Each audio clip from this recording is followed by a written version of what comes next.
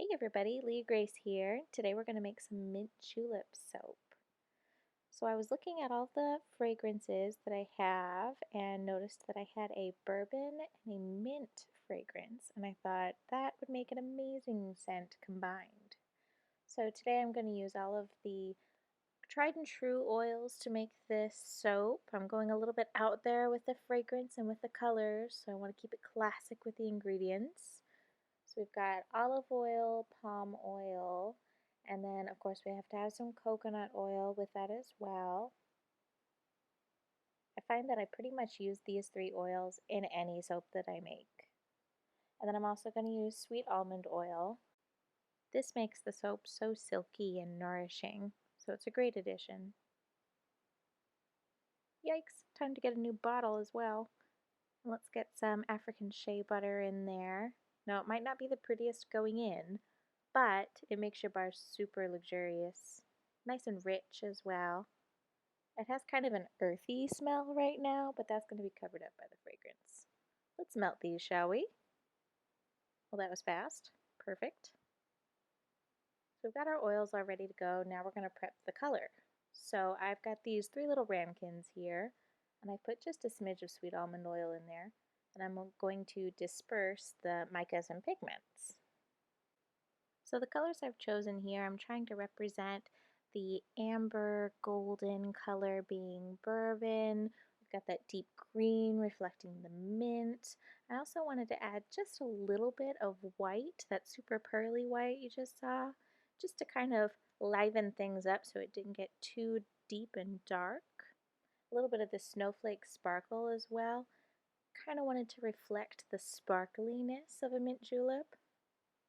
The main inspiration I have in mind is actually the mint julep that is served at Disneyland. If you haven't tried it, you absolutely need to. When I lived in California, I went to Disneyland quite a bit, and the mint juleps there are absolutely worth every penny. So refreshing. I wish they served them here at Disney World. I live in Orlando now, so from one Disney to the other. That's definitely something I miss, along with Cars Land. Alright, so I've got all my colors mixed here. I'm going to set them to the side. And now we're going to bring in our safety gear, Mickey mask, and gloves. I'm pretty sure it's scientifically proven that a Mickey mask will even keep you safer than a regular mask. Look it up. Okay, so now we're going to add our lye water to the oils. So I've already prepped my lye and water and it's cooled down. My oils and my lye are within 10 degrees of each other. And I'm pouring the lye water really slowly down the shaft of the stick blender, trying to eliminate any bubbles or splashes. Just helps the bar be nice and creamy. So I give it a little bit of a stir before I turn it on. And then when I do turn it on, that's always so satisfying to see the oils and the lye combine to make that deeper, more cloudy yellow color. So my goal is to just lightly mix this together. I don't want to get it too thick because I'm going to be doing a swirl in my final design. So I've already divided it here into 3 sections. Now, you do not have to use sour cream containers. However, I had them, so I decided to use them. It's a great way to reuse things as well, right? So I've got that deep green, then the yellow, then the white. And I'm going to try a technique this time called an in the pot swirl. I've tried it actually with my very first soap, a lavender soap, but that was just with 2 colors. So I thought today I'd try it with 3 colors, and that's just where you take these 3 individual shades and you pour them into one container, and from there you pour it into your silicone mold. So the goal is whenever you slice these bars, it's supposed to have layers, swirls, almost like wisps of color. It's always fun to try out new techniques, you know? And it's fragrance time. So let's add some Kentucky bourbon as well as Moroccan mint. I'm pretty excited about this. I think they're going to turn out really nicely. I'm going to add the bourbon to the darker colors because that fragrance oil is actually going to discolor as the soap sets and oxidizes, whereas the Moroccan mint, according to the label, will not discolor. So that I'm going to add to the lighter shades. Now my naughty camera misbehaved on me, so you won't get to see me do the in the pot swirl, but you will see the effect of it in the next shot. So I've already plopped it into the mold here. I'm just going to get the extra bits. I ran into quite a few stumbling blocks, shall we say, with this soap, but I'm pretty happy with the final outcome. I'm curious what you guys will think as well. So I'm just going to smooth it out, get rid of any overflow. And I have an idea for this soap that I want to use these embeds that I have prepped beforehand. There they are, little minty leaves. So I made these embeds beforehand and I actually carved into them so that it looked like there was vines happening. It's all in the details. And I'm going to just plop on the extra soap that was left over in my containers onto the top. Now that it's kind of thickened up to that pudding consistency, this way you get a little bit of all three colors right up on top. And the idea is to have 2 mint leaves per slice of soap.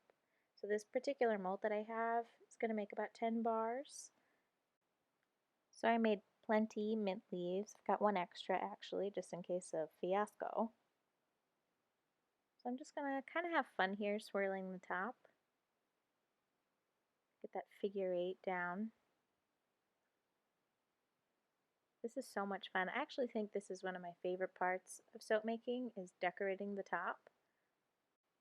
I suppose for me, I see it as the most creative part. I mean, of course, there's creative things you can do to the inside of the soap as well, but I just love perfecting and having fun with the top. It's the first thing you see most of the time, so I thought we'd give embeds a try. I've never tried this big of embeds. Now, you are going to see me place these awfully close together. Like that's good, right? Okay, but when I go to add the next ones, yikes, I did it a little bit close. So what you're seeing here is actually my first attempt to put in the mint leaves, and they will be adjusted. Because the goal is each slice of soap needs to be 1 inch thick. So I just scooched them, it's probably 3/4 of an inch together. So you can see I'm running out of mint leaves. Danger, danger. I'm kind of debating as well, like should I just leave it as is? Put in all that work. There's a nice swirl. But we've come this far. I think we should probably take the time to perfect it. Don't you guys think so too? So we're going to lose a little bit of the swirly effect on top because I'm going to have to take the leaves out and re-swirl it, but tell me what you guys think. It's pretty good, right? And at this point I'm thinking to myself, perhaps I should add something in that negative space that will be opposite the mint leaves on each slice. So I took my extra soap bits and made little swirlies. I guess you could call them flowers or maybe lily pads. It's kind of a southern drink, right? Let's go with lily pads.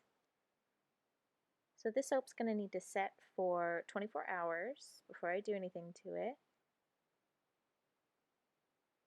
And bam, that was fast. So we've got all the colors swirled together. I'm so excited to see what it looks like on the inside. That's where the magic is, right? So I turned it on its side so I wouldn't break any of the embeds. Fingers crossed I don't. Drum roll, please. And, ooh, nice. So there's our in the pot swirl. You've got all 3 colors represented there. And as the soap sets, you're going to see the colors change slightly as they oxidize. Because as of right now, only the outside of the soap has been exposed to the air. So the colors on the edges are a little bit brighter than they are on the inside. That's part of the magic of soap making as well, too, is to see how it changes over time.